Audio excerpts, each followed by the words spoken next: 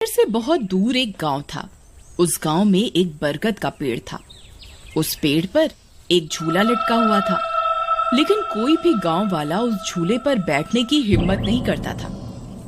एक दिन घसीटा और उसकी पत्नी निर्मला सो रहे होते हैं। तभी उन्हें खिड़की से किसी के रोने की आवाज आती है। इस वजह से घसीटा की नींद खुल जाती है। अरे ये कौन है? हे भगवान, लगता है ये आवाज उसी बरगद के पेड़ की तरफ से आ रही है। अरे निर्मला, जल्दी उठो, देखो ना, आज फिर से वही रोने की आवाज आ रही है। हे भगवान, ये रोने की आवाज तो उसी झूले की तरफ से आ रही है। तुम डरो नहीं, मैं अभी देखता हूँ। फिर घसीटा खिड़की की तरफ जाता है तो उसकी आंखें फटी की फटी रह जाती हैं। उसे झूले पर एक औरत दिखाई देती है। उसने सफेद रंग की साड़ी पहनी होती है और रो रही होती है। अरे निर्मला, जल्दी यहाँ आओ, देखो झूले पर कोई बैठा हुआ है।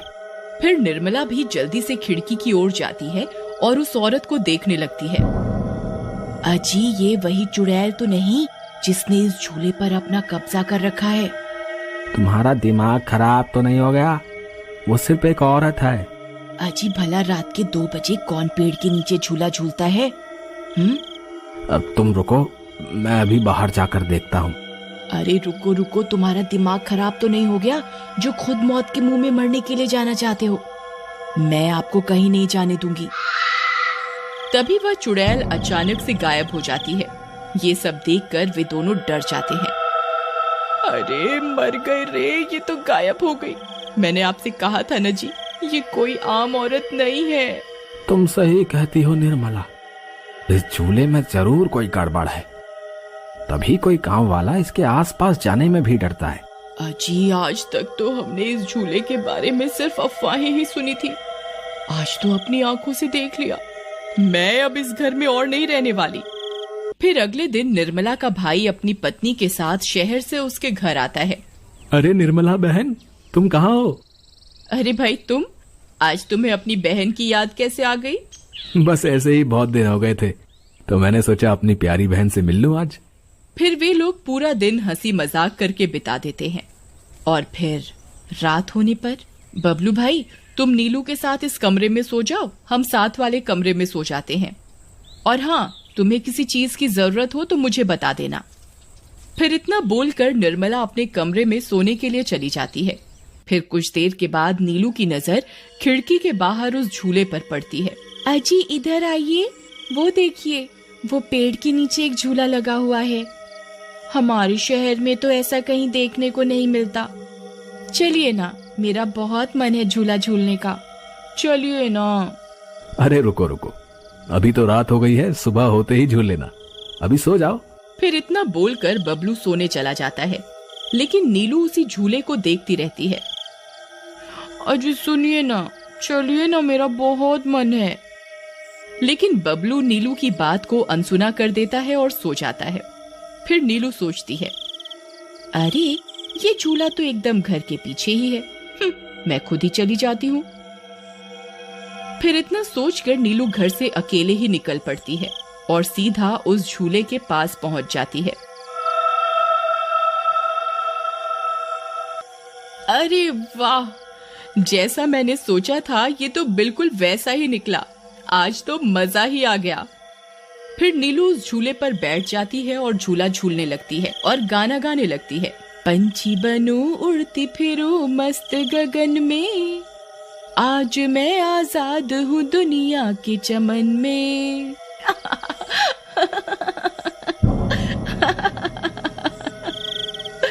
अरे वाह। फिर नीलू कुछ देर रात खुशी खुशी झूला झूलती रहती है। अरे वाह, आज तो मजा ही आ गया। चलो अब घर चलती हूँ, अगर इनकी नींद खुल गई तो ये बहुत नाराज हो जाएंगे। फिर जैसे ही नीलू उस झूले से उतरने लगती है तो उसे महसूस होता है कि किसी ने उसे पकड़ कर रखा है और वो झूले से नीचे नहीं उतर पा रही। वो बहुत डर जाती है। अरे अरे ये क्या, कौन है जिसने मुझे पकड़ कर रखा है? वो इधर उधर देखती है लेकिन उसे कोई दिखाई नहीं देता। अरे मर गई रे, मैं इस झूले से क्यों नहीं उतर पा रही? बचाओ बचाओ, कोई है? अजी सुनते हो, मेरी मदद करो। तभी नीलू की आवाज सुनकर बबलू की नींद खुल जाती है। निर्मला और घसीटा भी उठ जाते हैं और भागते हुए बबलू के पास आते हैं। अरे बबलू, ये तो नीलू की आवाज थी ना, वो कहाँ है? तभी घसीटा की नजर उस झूले पर पड़ती है। उसे नीलू उस पेड़ के नीचे पड़ी हुई दिखाई देती है। हे भगवान, ये क्या अनर्थ हो गया? नीलू उस झूले के पास कैसे चली गई? फिर वे तीनों भागते हुए उस झूले के पास जाते हैं। उन्हें नीलू वहां बेहोश पड़ी हुई मिलती है। हे भगवान, ये तुम्हें क्या हो गया नीलू? नीलू, तुम्हें यहाँ नहीं आना चाहिए था। हे भगवान, अब क्या होगा? फिर वे सब लोग वापस अपने घर आ जाते हैं और सुबह होने पर नीलू को होश आता है। नीलू, तुम ठीक तो हो ना? आज के बाद कभी उस झूले के पास नहीं जाना। उस झूले पर किसी चुड़ैल का साया है। ठीक है दीदी, मैं आज के बाद उस झूले के पास कभी नहीं जाऊंगी। फिर रात होने पर सब सो रहे होते हैं। तभी नीलू की नींद खुल जाती है। उसकी आंखें लाल हो जाती हैं और उसके पैर उल्टे हो जाते हैं और वो घर से निकलकर झूले की तरफ चल देती है और झूला झूलने लगती है।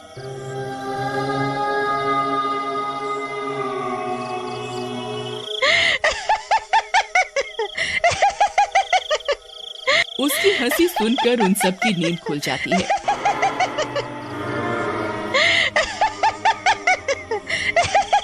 निर्मला और घसीटा भागते हुए बबलू के कमरे में आते हैं और नीलू को वहां ना पाकर परेशान हो जाते हैं। हे भगवान, अब ये नीलू कहाँ चली गई? फिर वे सब खिड़की से झांक कर देखते हैं तो उनकी आंखें फटी की फटी रह जाती हैं। नीलू झूला झूल रही होती है। अरे मर गए रे, ये नास मीठी तो फिर से झूला झूलने चली गई। अरे बेवकूफ बबलू, अपनी पत्नी को संभाल कर नहीं रख सकता क्या? देख तेरी पत्नी आधी रात को कैसे झूला झूल रही है। दीदी, मुझे माफ कर दो। मैंने इसे समझाया भी था कि उस झूले की तरफ कभी मत जाना। अरे जल्दी चलो, हमें अभी नीलू के पास जाना होगा, कहीं कोई अनर्थ ना हो जाए। फिर वे तीनों भागते हुए उस झूले के पास पहुंच जाते हैं। ए नास मीठी नीलू, चल जल्दी से इस झूले से नीचे उतर। तुझे कल भी समझाया था ना इस झूले की तरफ नहीं जाना। एक बार में समझ नहीं आता क्या?